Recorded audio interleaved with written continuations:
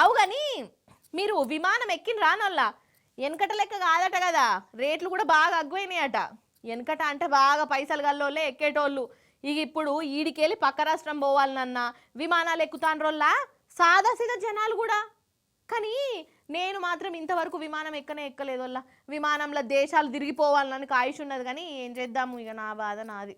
కానీ అప్పుడప్పుడు ఇగో గిసోంటి ముచ్చట్లు చూస్తుంటే విమానాల తెరువుకే పోవద్దని అనిపిస్తుంది.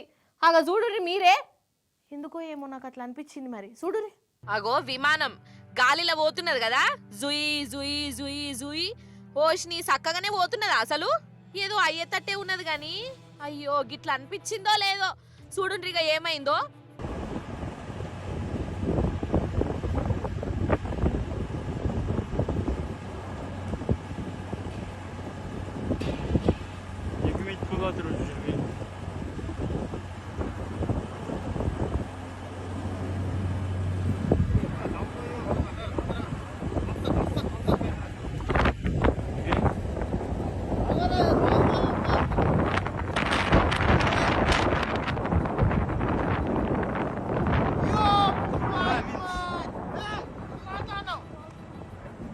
ఓరి నాయనో, నేలను రాక్కుంటా పోయింది.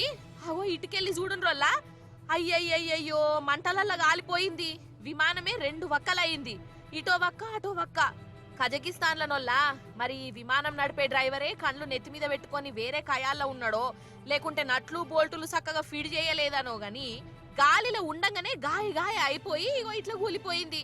ఇంట్లో 60 మంది ప్యాసింజర్లు ప్రయాణం కట్టిర్రు, 30 మంది పానాలు పోయినాయి, ఇంకో 30 మంది బతికి బయటపడ్డారు.